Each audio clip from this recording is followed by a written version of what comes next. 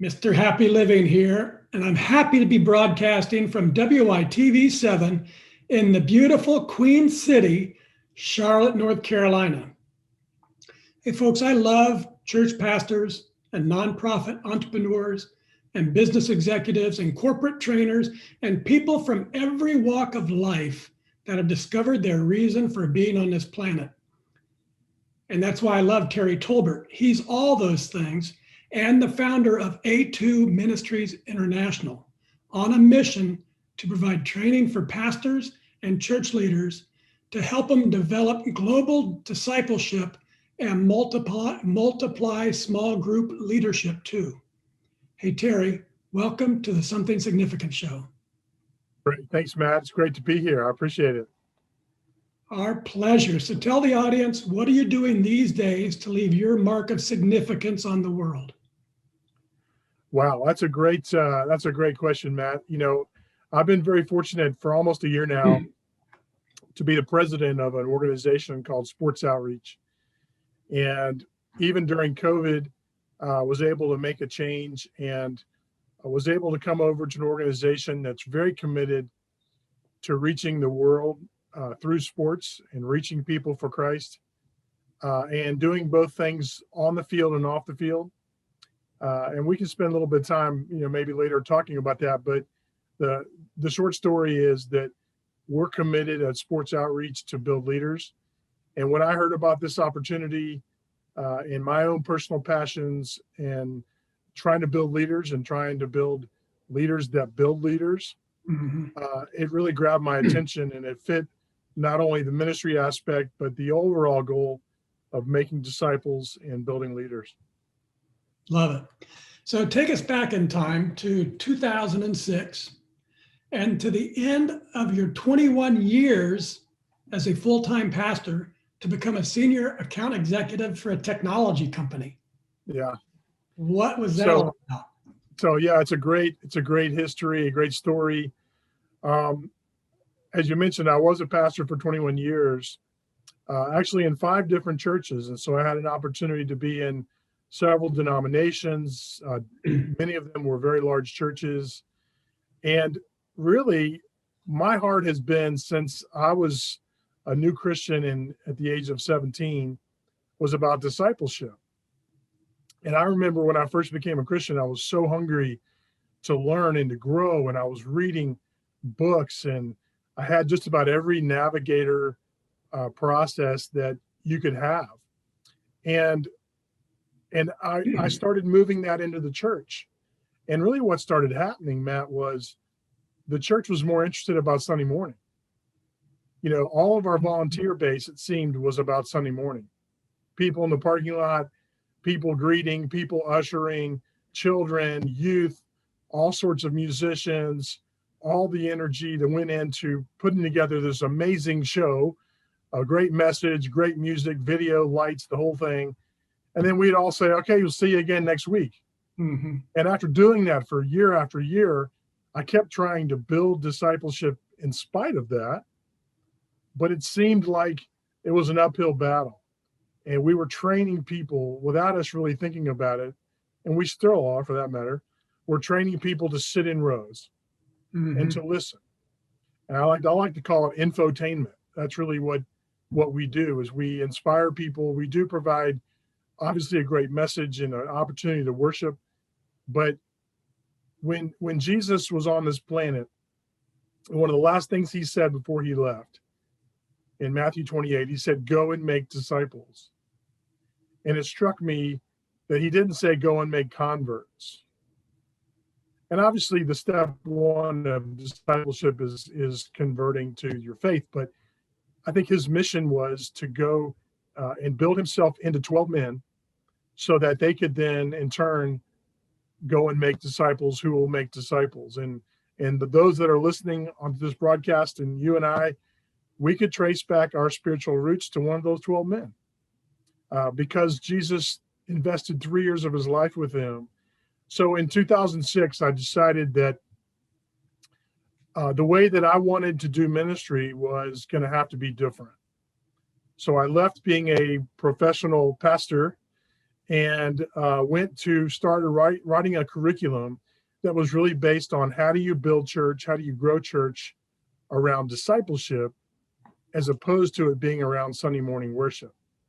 So I started writing it, started training in different areas in the US, but also in Central America.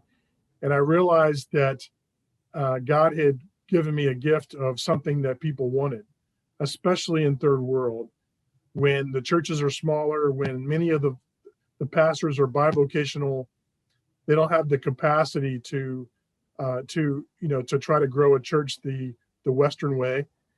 So I started then moving to do some other things in terms of training, and I recognized that if I'm going to do this, I'm probably not going to be able to make a living doing that. Mm-hmm. So I left my job as a pastor, and I started working for a technology company, really as a tent making method to raise money so that my wife and I could go do this training. And we paid our own way for many of the first few years to travel and to print the workbooks and, pay for all the travel costs and to do training. But we recognized that that was what God had called me to do. And so now, ever since then, I've been taking at least 1 or 2 trips a year to third world primarily to train pastors and church leaders on a very practical how-to step on how do you grow a church, how do you build leaders, and how do you grow discipleship to where you're able to eventually even plant new churches. And so that's what drove me in 2006 to make that step. Very good. Okay. So quickly, let's go forward 10 years. And how do you see the world of small group ministry and discipleship changing from now to 2030? What's the big hope you have? Yeah, great question. Well, I'm fortunate enough to where I have children that are in their 20s. And so I have an opportunity. Yes, they're off the payroll, all of them. Suddenly we have more money too, which is amazing. But we got them all through college, and we've been watching them, and what we see in them, which is not just in our children, but what we're seeing with many of the millennials, is that they're not necessarily interested in grandma or even mom and dad's church. They want something more relevant. These are kids that have grown up with social media. They want something very personal. They want something very relational. And we've created these big mega churches where we broadcast sermons over video. We create another show in another venue. And what we're seeing is that these kids aren't interested in that. Mm-hmm. And the numbers are just astounding to watch the decline that's happening in the church. Barna just did a study in 2016 that's just shocking. And so I think where we're going to be in 2030, and my hope and my prayer is that we will be more like the Acts 2 model church. Not a new model. I mean, it's really going back to our core, where if you read Acts 2, you see a church that's mobile. You see a church that cares for one another. They share whatever they have in common. It says that they are bringing people to the Lord every day. They have favor with the people. They still have worship. They still have teaching. They still break bread together. They still have communion. But there's something different in the model where they're able to mobilize. Evangelism doesn't just depend on the pastor giving an altar call. People are meeting Jesus in homes and maybe know Jesus for a long time before they ever darken the doors of a church. Mm-hmm. And it's to be able to see our homes, to be able to see our groups as another doorway to the church. That there are some people who've been burned by the church, some people who have been hurt by the church or just not quite there yet. But they will come to your house. They will come in and listen to what you have to say. And so I see a church that has become decentralized instead of being centralized, like moving it out. Many other things, they got bigger and bigger and centralized and broadcasting, and now they're getting broken apart and decentralized and localized. And that's fascinating. If the church does the same thing, that's great. That'd be very cool. And Matt, I think pastors get nervous because they think, oh, we've got to reach the thousands, but I think if we just look at Jesus's model, I mean, this is God in the flesh. He could have done church any way that he wanted to, and he decided to invest in 12 people. Yeah. And he changed the world. So if we just recognize that by investing in one person, and having that person invest in someone and continue that process, we could literally reach the entire world in 20 or 25 years. Yeah. So it's not just a new trend. I think it is where we're headed. Medicine's the same way. And it's also similar. It was country docs taking care of the people who they knew. Then it became centralized and siloed and specialized and broadcast. And now it's breaking apart into, they don't call them country docs, they call them naturopaths or functional medicine doctors. But it's the same story. Sure. And it's very fascinating. Okay. Sure. So I define significance as doing things you love in places you love with people you love and creating something of value for others. It's doing and it's giving, but you can't give from an empty cup. So what are your personal practices, Terry? Physical, mental, spiritual, financial, emotional? What things do you do to increase your capacity so you can take good care of yourself and your family and still have plenty to give to others? That's a great question, Matt. Goals have always been a big part of my life. And there's even times when I've done training where I go into organizations and work with executives on goals. It's that important. Even personal goals like financial, physical, spiritual, because they're not going to have the capacity to give to their employees and their staff if they're not balanced. But one of the things that my wife and I started doing that has revolutionized not only our personal lives, but our marriage and our family, is that every December we go away for an entire day and we block it out. We put our technology away and we spend that day praying alone and then coming together, and we come away with what are our physical, our mental, spiritual, financial, family goals, career goals. And then we come away with 2 or 3 that we're going to work on together. Mm-hmm. Obviously, we'll continue to do the things that impact me, myself, but we always come up with a God goal as well. And let me just give you one example of that. When we got married, we had a lot of debt, and that became immediately our God goal. That what I mean by that is, it's not something that we can explain if we reach it.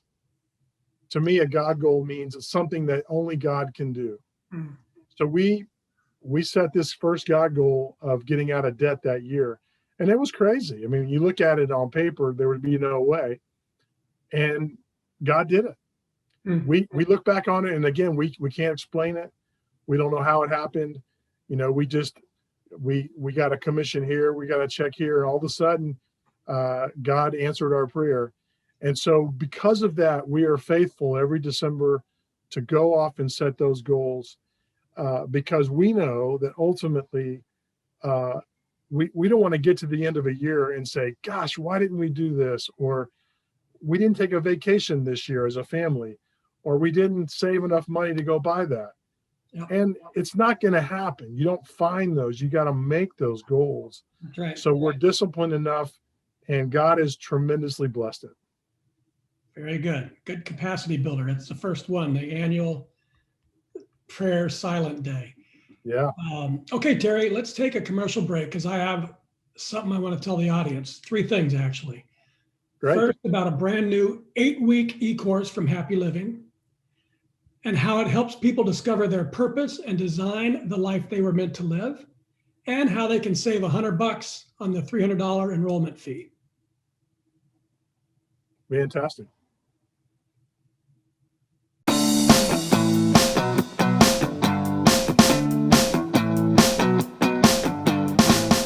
Mr. Happy Living here. I love good things made for good people. That's why I love Happy Living's online e-course. It's an 8-week-long deep dive into you and the inspired life you want to live. The life you were put here on this earth to live. The one that you and only you can live. 8 weeks of lectures and ideas and topics and supporting materials and powerful self-improvement tools. All designed for you. All designed to help you create the tools and the power and the confidence you need to discover your purpose and to discover the life you were meant to live and to feel incredibly inspired and motivated to decide you will live your life to its fullest. It's all designed to help you create the unique and distinct philosophy of you and your inspired life. Go to happyliving.com, select our e-course, and save $100 with promo code WYTV7. And for every enrollment, I'll donate another $100 to WYTV7. For $300 and about 30 hours, I promise you'll never, ever be the same again.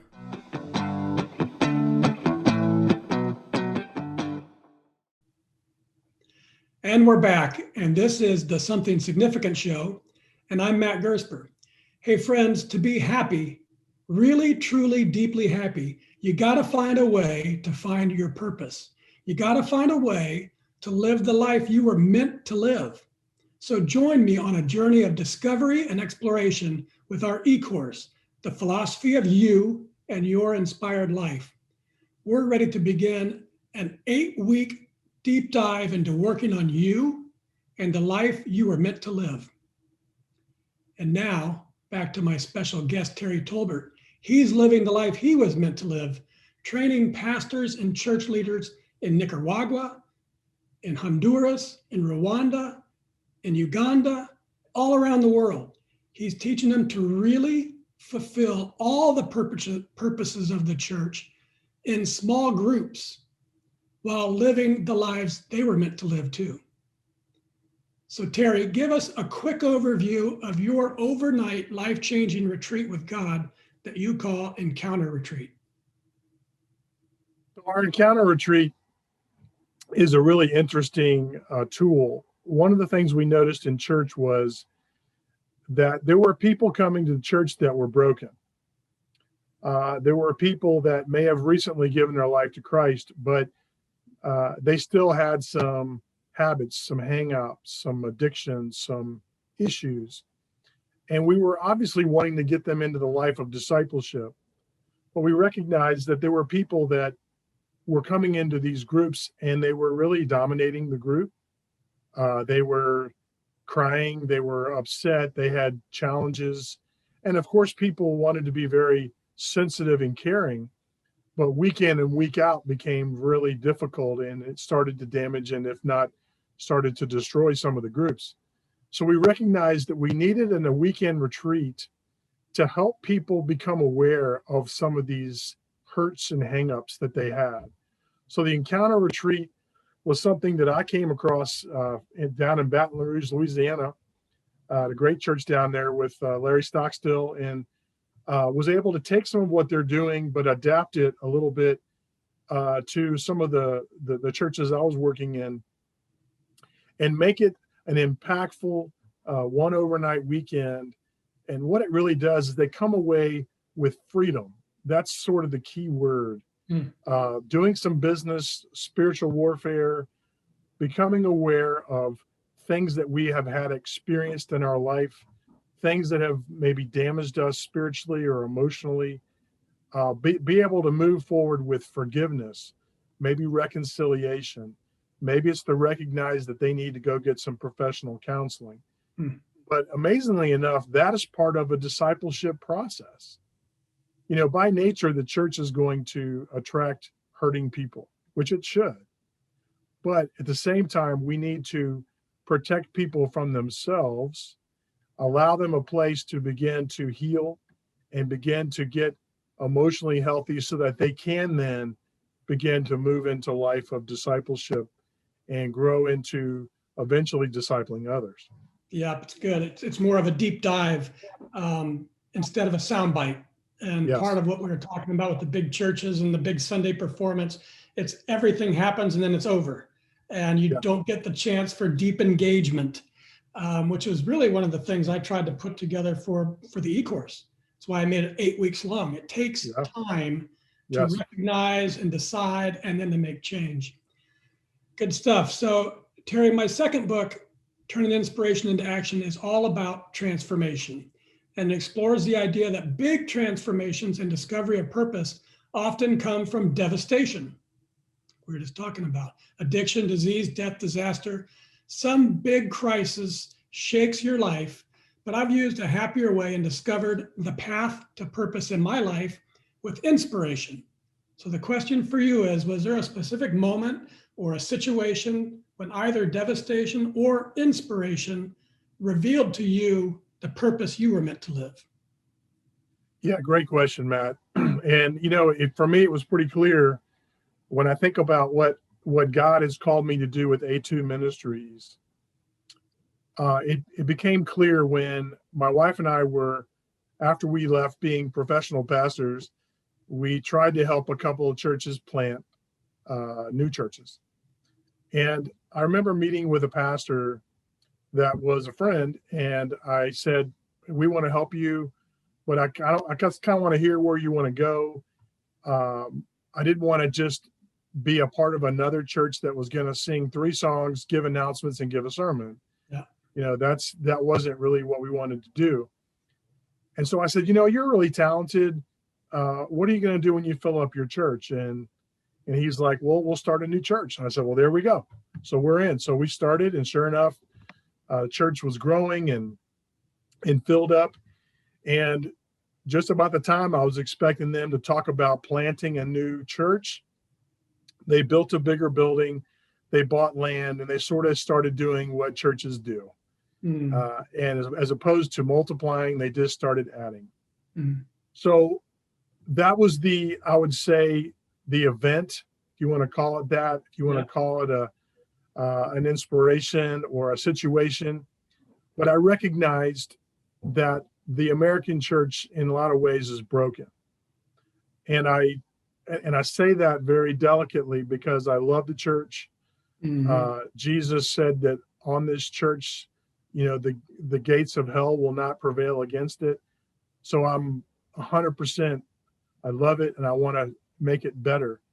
But we somehow, if new pastors coming out of seminary are continuing to model the exact same template, church after church, singing the songs, running the Sunday morning as quickly as they can, renting a school, renting a movie theater, whatever they have to do to pass the plate. And I recognize that part of that has to do with money. And I understand that. They have to be able to create a salary.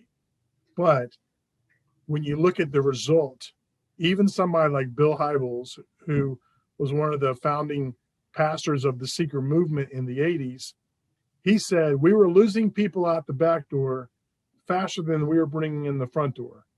And we could not do Sunday morning experience any better. That's when he recognized that they needed to shift and pivot to discipleship. And so that was the situation for me. I recognized that we can't expect the new people to create a new model. We've got to teach them a new template. I experienced the same thing in the world of business when I had an idea and I wanted to basically turn somebody into an entrepreneur. You can't do it, right? That this was your unique idea. You can't apply it to the old model and the people in charge of the old model and have them pick up on it. It's uniquely yours. So that's really cool. That's great. Okay, so we've talked about capacity and we've talked about purpose. And when you combine those two, the sky's the limit. But the real magic of life comes from adding the fourth element of significance, doing work that creates value for others. So that's my happy formula. It's capacity plus purpose plus giving equals happy to the third power. Really, truly, deeply happy. So it's not just the giving that's magical, but it's giving from living in your purpose. That's where the magic is. So Terry, tell us, how does it make you feel when you host one of your encounter retreats and you're helping others experience spiritual freedom and experience the love and mercy of Jesus in a personal and powerful way? And then an attendee says of the experience, I have no more bitterness. And another one says, I let go of baggage I've carried for 30 years. And another exclaims, I have a new family in Christ. Tell our audience, how does giving to others from living in your purpose make you feel? About the same time that I was struggling and almost ready to make the decision to leave being a professional pastor, I came across Bob Buford's book, Halftime, and talked about disciples. Yeah, he talked about significance, and I recognized that I was at that halftime in my life. That the whole first half of my life was about building success, growing a family and developing a career and trying to save money and get a house and do all those things. But I recognized that I wanted to have a life of significance. So started making some changes over the next couple of years to try to get there. And my wife has been an amazing partner to help me do that, to support and encourage me to take those steps, and in many ways has helped continue also to provide income so that would help fund what I want to do. But when I've been able to look at a person at a training conference or at an encounter retreat and to see life change, that's when you've reached a point of significance. Yeah. If I just wish for any of your viewers that if they could actually experience leading someone to Christ, watching someone grow in their faith to lead someone else to Christ, or now watching a person get a call to go into ministry. I mean, there's nothing more significant than that. My first church, I was blessed enough to have a great discipleship program and a great group of about 25 young people, and 5 of them went on to full-time ministry. And I look back at that, and I think it had nothing to do with me. It had to do with the Holy Spirit. But I also think that if we're not making that call to people, if we're not challenging them to consider ministry as an option, to listen to what God might be wanting to do with them, to give them a life of real significance, not just existing and not just trying to get to retirement, which is what everyone seems to be their goal, to get to that number so you can retire. Yeah. It has more to do with what you're going to result in heaven, the crowns you're going to see in heaven. That to me is significance. Yeah, and I think it's interesting. Yours is so powerful because we're talking about, getting to heaven. It's kind of it's the big one, but and you're a pastor. So, but if I'm an automobile mechanic, and that's my purpose, and you turn, you convert someone and you create a disciple, that's fine. I'm glad you got that done, Terry. What I'm really excited about is I brought somebody into the car world. And I think that's the thing. It means so much to you because it's so authentically you that's there. It's different than if you're selling software, but not if you were meant to be a software salesman. Then that's where you'd be aligned, right? And it's funny you say that because my wife works for a software company, and she's in sales, and she feels very called to be in software. And she loves it, and that's where she gets those feelings. Exactly, and that's where she can be a light.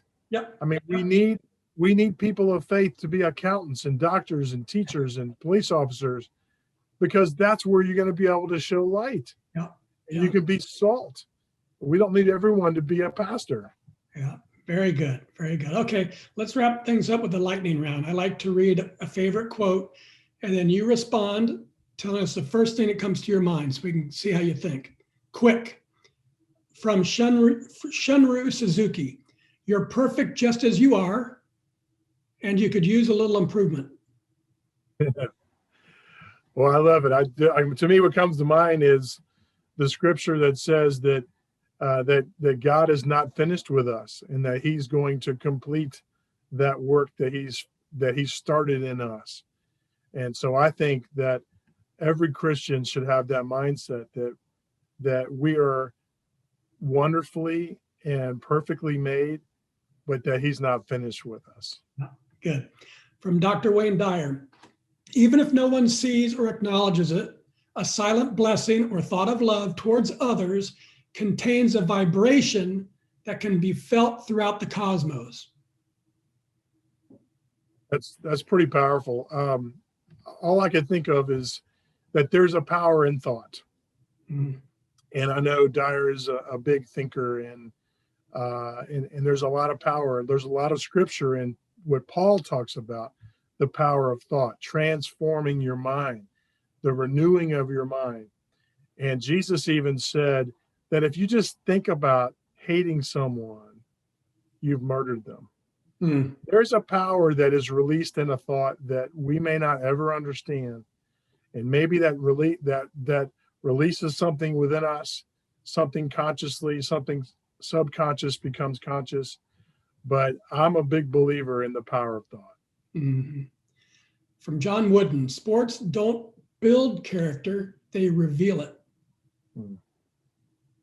Yeah, I played sports my whole life, all the way through first year of college, and I got injured and ended my sporting career. And so I hung up my cleats. And so it was a real test for me, my character, and how I was going to move forward. And it was very clear that God called me into ministry. And I don't think He caused my accident to happen or my injury to happen for that purpose. But I think if you go into that with your ears open and you say, God, what is it that you want me to do?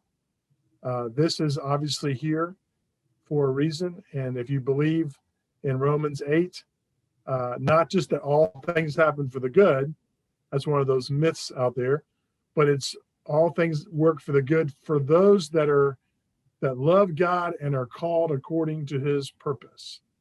When you believe that, when you are called according to His purpose, then those things will work for the good. Hmm. Okay, last one from Goff. Whatever you can do or dream you can do, begin it. Boldness has genius, power, and magic in it. Begin it now. Yeah, that's a great quote. I believe the first step is the hardest. And I think that some of us are fearful. And, Jesus always said when He met people, fear not. I think part of that might be that He knows that's our natural human emotion. When He was walking on the water, they were afraid. Mm-hmm. They weren't sure of who He was. And so He calmed them and said, fear not, it's me. But then He said to Peter, come to me on the water. And Peter walked on the water. A lot of times people think it was only Jesus, but at least for a moment he walked. And then it says he took his eyes off of Jesus. He looked at the waves and he thought to himself, I shouldn't be walking on water. And then it says he fell in the water. Mm-hmm. And so that first step can be powerful when you keep your eyes on the Lord, for sure. Good stuff. All right, Terry,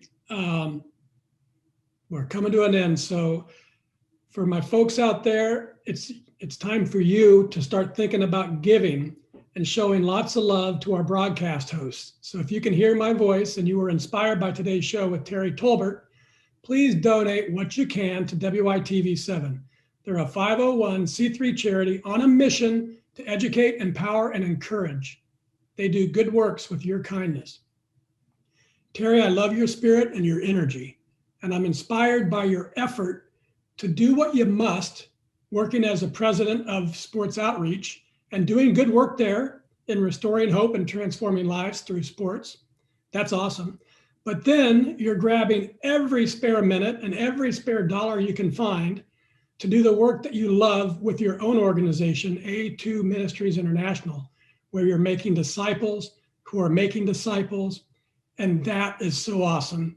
And I'm so happy that you shared your powerful and loving voice here with us today. And thank you for doing the good works that you do to make the world a better place. Thank you so much. Thank you for your time, and I appreciate the opportunity.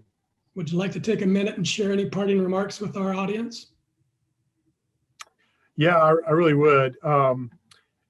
Sports outreach has ministries all over the world. And if you are a coach, let's say that you might even be coaching recreational league or middle school, high school, and you feel like you want to take that to the next level. You're really good at coaching basketball or soccer. You know the fundamentals of a sport. You know how to teach the young people about that sport, but you want to use that as a platform to then lead them to Christ and disciple them. That's what sports outreach really does. And please visit our website at sportsoutreach.net. And we'd love to have you be a coach with us. We support you. We encourage you, give you weekly mentoring and supplies and resources to help you fulfill the larger purpose that you want to do as a coach. And if you want to take a mission trip, we take probably 15 to 20 trips a year to all the countries that we serve. We'd love to have your church go with us, and we can do all the work for you.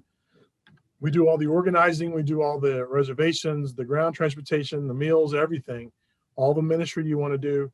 So we'd love to work with you and partner with you. Great. All right. Thank you, Terry. I also want to thank WYTV7 for hosting and promoting our show so we can keep interviewing inspiring guests like Terry and reaching folks out there ready to create their own extraordinary lives.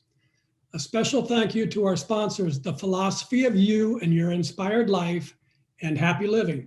Remember, I'll donate $100 for each and every enrollment for the entire month to WYTV7.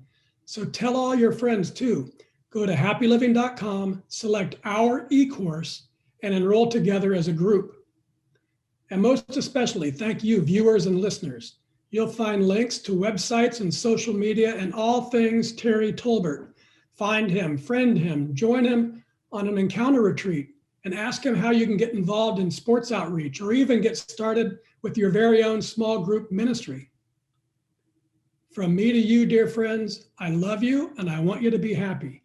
We do the Something Significant show to inspire you to live your life to its fullest, to believe as I do that a better self is always possible today and every day for the rest of our lives.